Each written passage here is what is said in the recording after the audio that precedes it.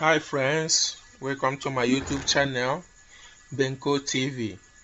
In this video tutorial, we are going to talk about the session 1 on our Forex trading course.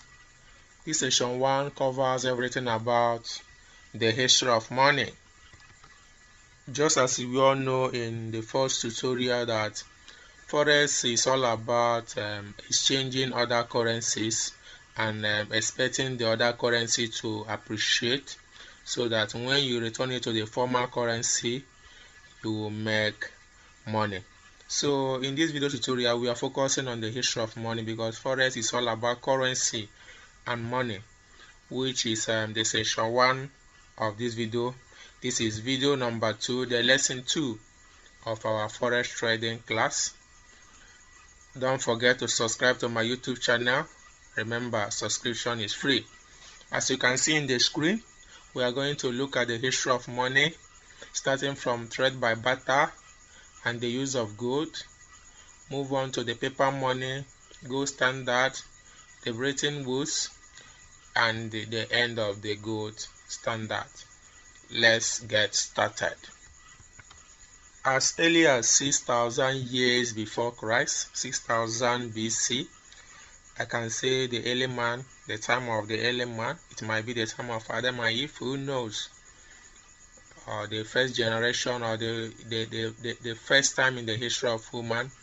What human we are actually doing was what we call trade by barter. As you can see in this picture, this guy, his name is John, and the other person is known as Paul. John says, I have beans and I need rice. So for John to get rice, he needs to meet Paul because Paul have rice and Paul need beans.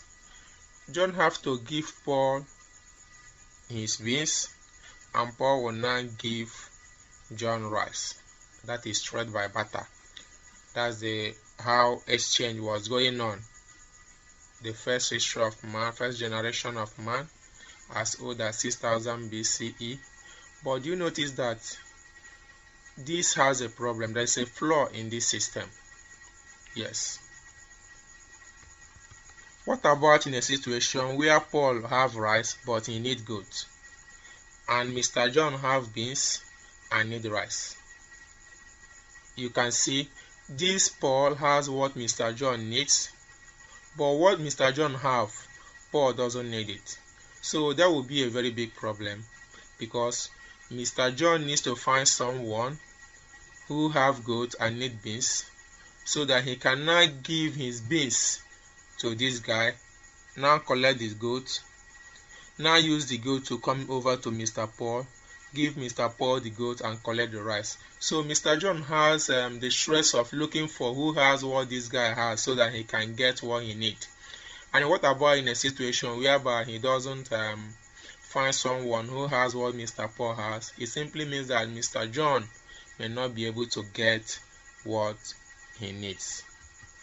So for this problem to be solved, Mr. John, Mr. Peter, and Mr. Paul to get what they want at any time, there will be a need for medium of exchange.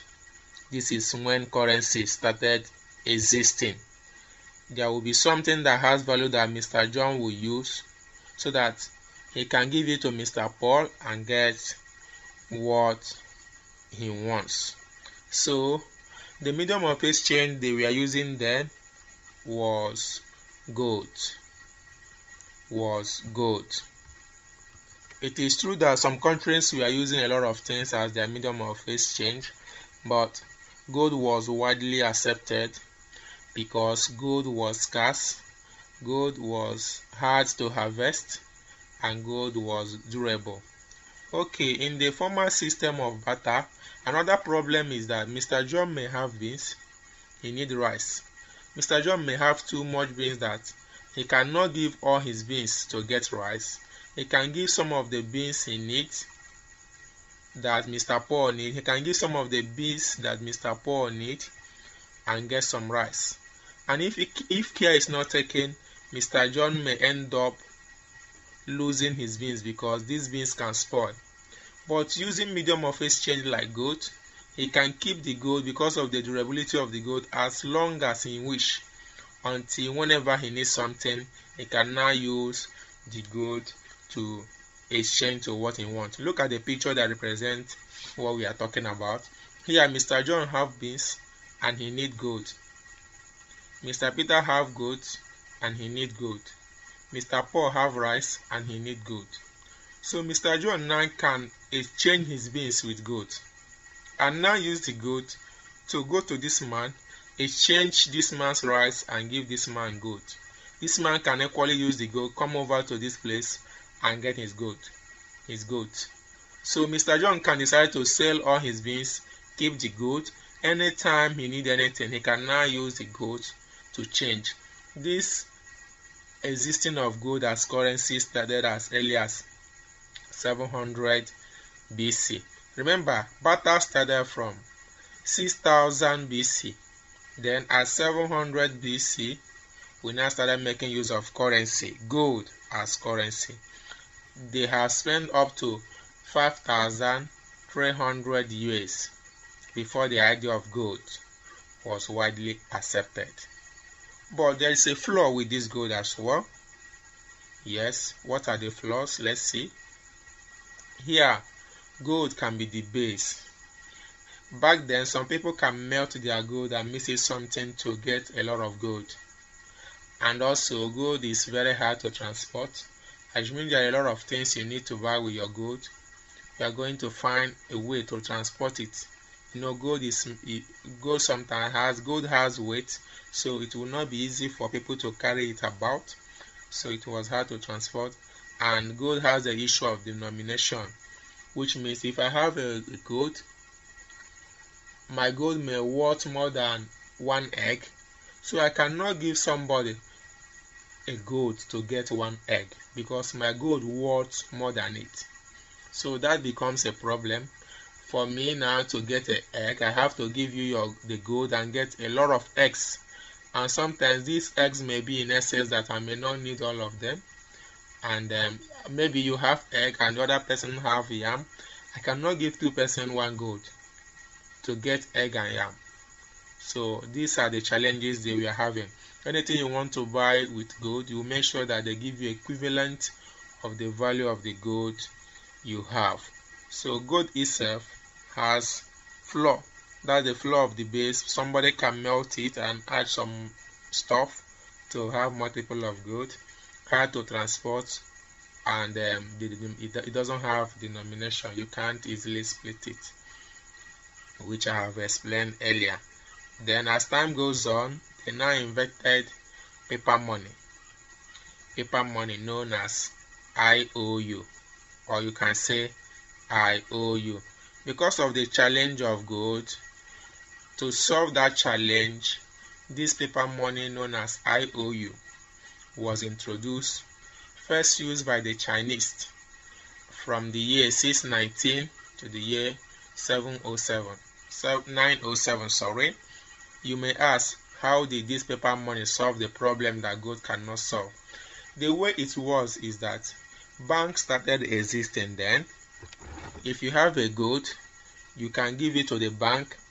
The bank can now give you a written document known as IOU that serves as currency. Then they will write, I owe you one gold, something of that nature. You can now use it to go to the market to buy something. After buying something, you give that person that check that was written I owe you. So the person now needs to use that thing to return to the bank to get the gold back. Let me repeat again. I have a gold.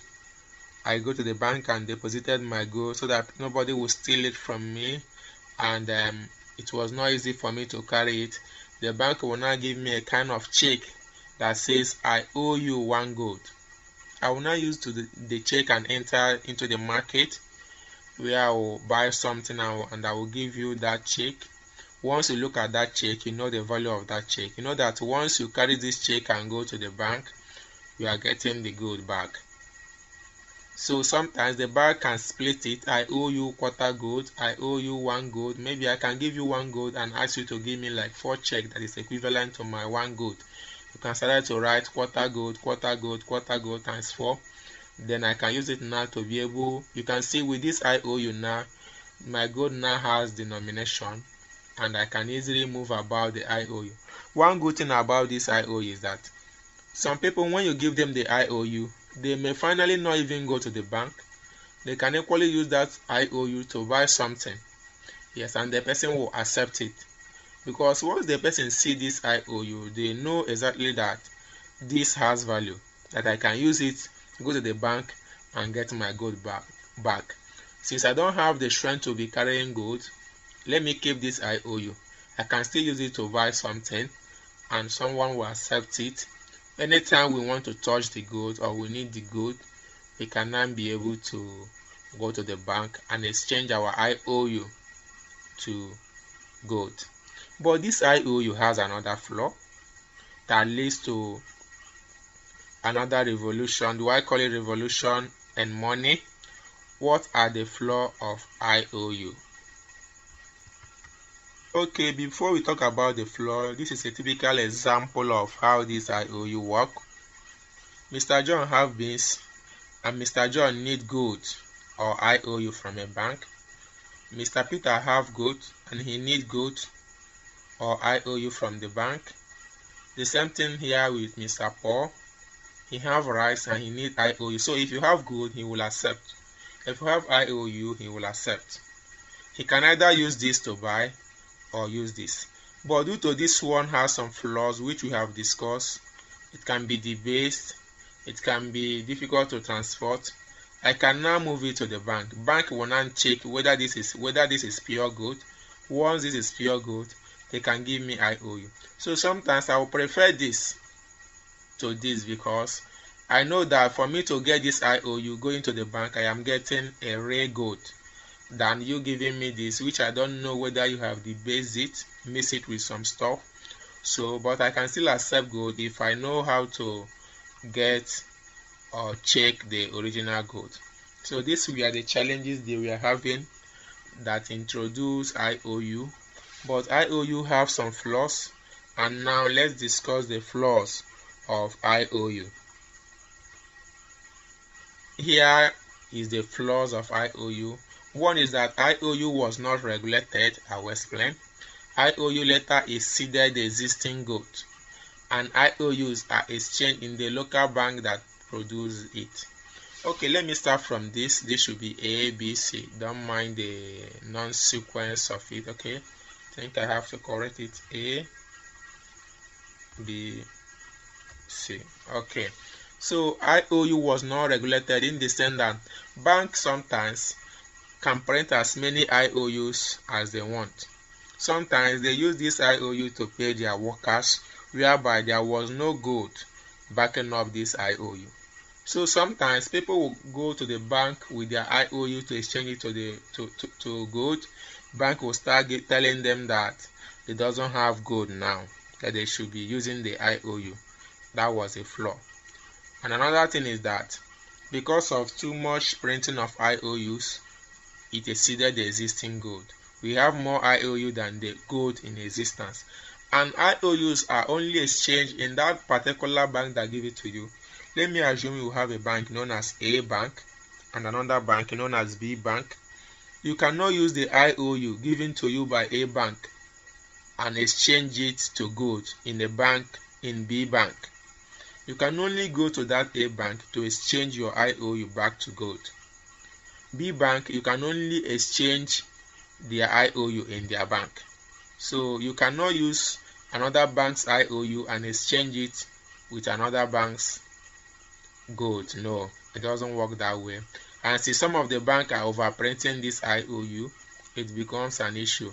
And sometimes if you bring an IOU to a community where they doesn't have bank, the bank that issues this IOU, they may not even collect this IOU from you because they don't want to take the risk of traveling a long distance to find that bank and exchange it. So this were the flaw of IOU. Because of this, government has to intervene. In 1969, after the IOU now, when government intervene, we have a central bank.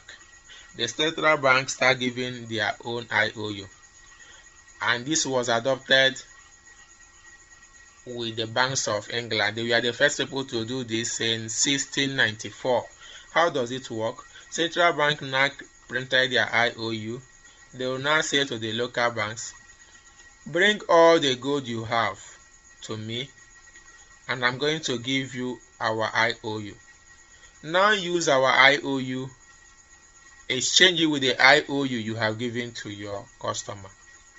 Central bank now said again to local bank, bring all the gold you have, let's give you our own IOU. Now use your IOU, now use the IOU we are giving you and exchange it with the IOU you have given to your customer, so that every individual will have our own IOU. And with this individual now can use this IOU from central bank to exchange back to his gold in any bank, because since all banks have submitted their gold here and they are now making use of central bank IOU, this guy now can move to any bank and exchange the central bank IOU back to his normal gold.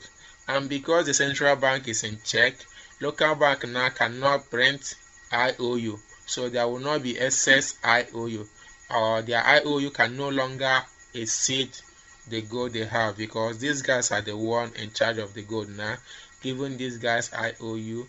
If these guys need IOU, if these guys need gold now, they need to come back to the central bank, get their gold back and return the central bank IOU to central bank. When they return their gold, this guy can come and give them central bank IOU and get their gold back. They still use that central bank IOU, go back here and get the gold. So since government intervened, customers can now use central bank IOU and exchange it in any bank at all. But there was a problem. The central bank IOU has some flaws. Okay, when the idea of this IOU started, remember the England was the first people to introduce this. Other countries started adopting it. Yes, they started adopting it. So what are the flaws of this IOU? There were difficulty in foreign exchange. There were difficulty in foreign exchange. What do I mean by that? To understand this, let me say country A is saying, I am going to give you 300 of our IOU, 300 value. Okay, let me just call it Naira. I'm a Nigerian, let me just call it Naira so that we can understand what I'm saying. Nigeria can say, give me your gold, one gold, I will give you 800 Naira for one gold. Then US can say, give me one gold and I will give you $5 for one gold.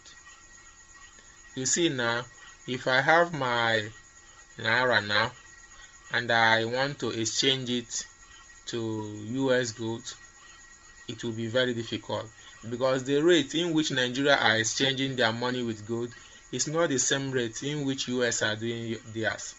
So we are the other countries. So it was difficult for foreign exchange, in the sense that what my one gold worth in my country might not really be what one gold worth in your own country.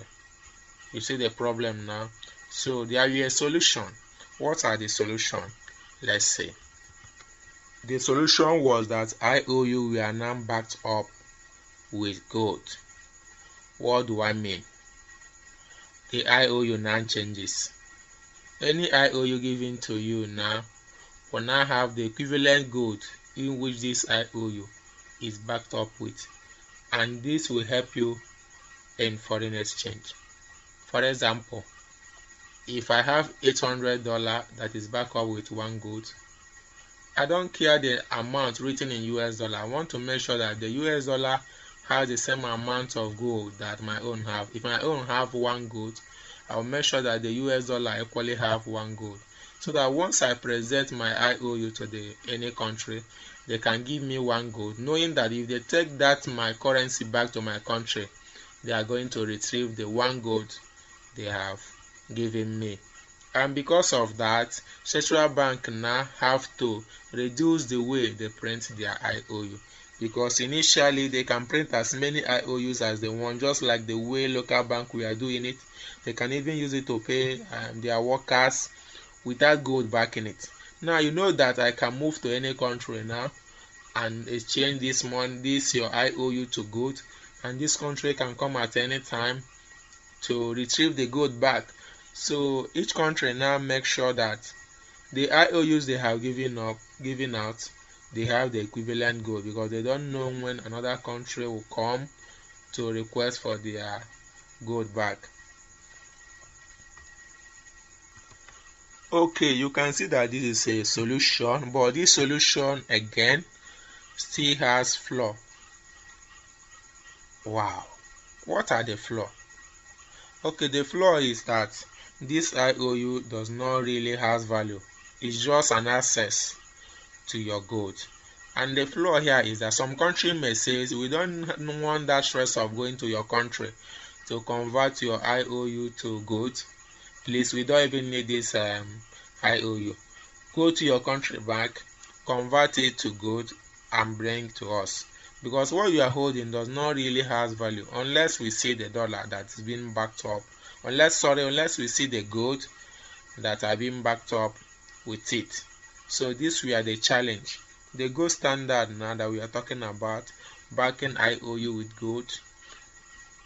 The flaw is that IOU you have is just an access to your gold.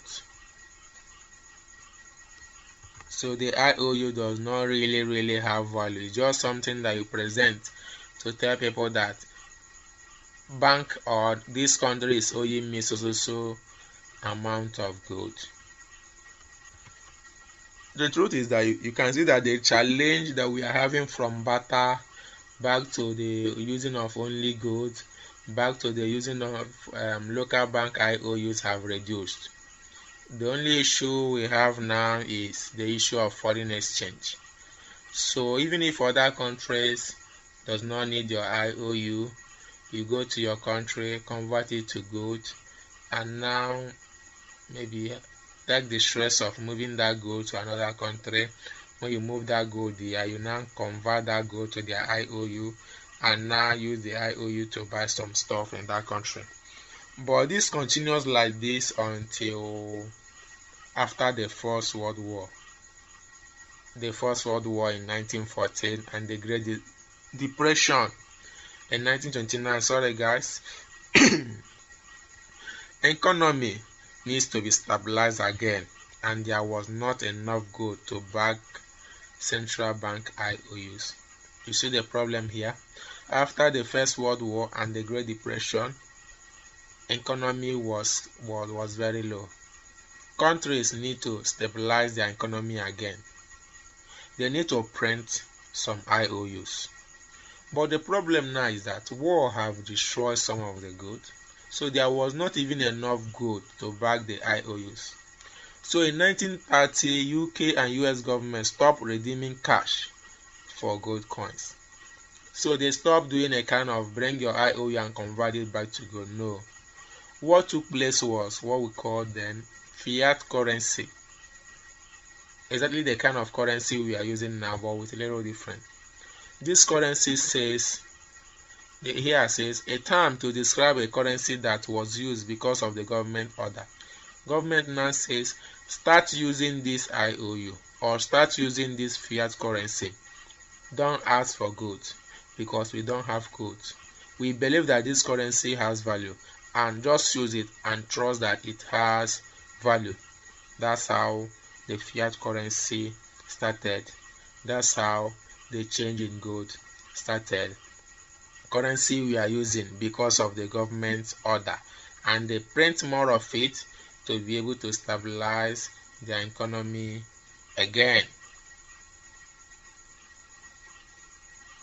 So as we know now, definitely there we are flaw with this fiat currency. So it now leads that this currency need to be actually backed up with some stuffs. And another problem this fiat currency has is that some countries we are devaluing the currency. For example, now we know that the currency was not backed up with anything. So when you want to bring it in our country, I would like to demand it too much for me to accept it, because it was not backed up with anything. Now I have to devalue it, because I know that this thing you are giving me, I cannot go to your country and turn it to gold. It's just like a mail paper. So when people want to export, it was very, very difficult. Some countries we are not even accepting it. Not until 1944, 44 countries meet in Bretton Woods. Yes, they made a decision. They say that since we doesn't have enough gold to back up all the currencies we have, let's back up all our currency with US dollar. And the reason why they made that decision was because US dollar has about 50% of the gold in the world then. So they say we are backing our currency with US dollar, and US dollar will now back their currency with gold. So in other words, if I give you my currency, it has a value in US dollar.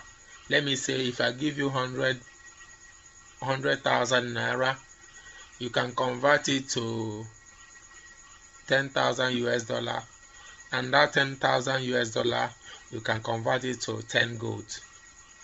So that's the way it was happening.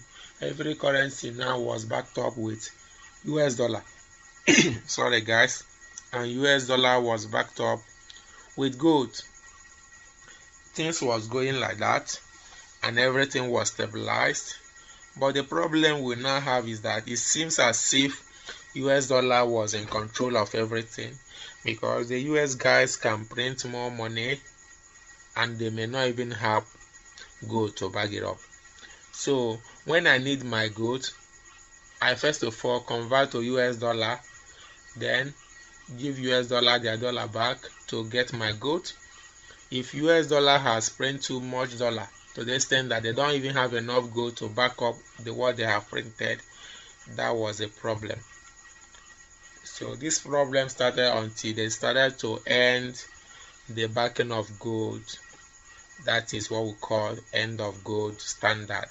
On August 15th, 1971, US announced not enough gold to give out. They say back your currency with US dollar and nothing else. If you don't like it, that's your business. If you like it, that's your business. The idea why we are studying all these things is for you to understand truly that money changes. Okay, the one you know you are using now might change at any time. So money changes in value, changes in everything. So here now, when money was not backed up with gold again, money started floating, and that brought about this foreign exchange that is not stable. Money can go up at any time, money can go down at any time. Now what really happened now is that you are backing up your currency with US dollar, but you cannot return US dollar back to US government and get your gold back. No, they are no longer giving gold. So currency is now floating, not backed up with anything. Any country can print as many as they want, and they can decide the value of their currency through their economy. So that's why in foreign exchange, you can exchange your currency. Tomorrow you notice that what you have exchanged has appreciated or have depreciated. So this everything we have to teach you about money. Remember, forex trading is all about exchanging money. I exchange US dollar to this. It's all about just touching money, exchanging money and all that. So you have to really understand the history of money, which we have explained. I equally suggest that you go through this video over and over again until you fully understand what we are talking about. because this is like a foundation to what we are about to start doing. You really have to understand how this money started existing and all the evolution and the changes that took place in money. Thank you so much for watching my video up to this moment. I really appreciate that. If you have not subscribed to my channel, try subscribing, because I will be uploading a lot of videos. There are a lot of things to learn in this forex trading. Don't forget to look at the introduction video where I listed out everything we are going to learn in this forex trading. Subscribe to my YouTube channel. Subscription is free. Okay, in our next video we are moving to section 2, which focuses on the forex market quotation. In this session we are now moving directly into the business of the day. After digging the foundation for you, we are now going to help you understand how you can make money on forex trading. Remember, the truth here is that forex trading is something that are calculative. You cannot really predict, but you can use some analysis that will increases your chances of making money. We are going to teach you about currency pairs, major pairs and cross pairs, and we are going to explain the market structure. So subscribe to my YouTube channel. There are a lot of things to learn. Thank you so much for watching this video. See you in the next tutorial of our forex trading course. Bye bye.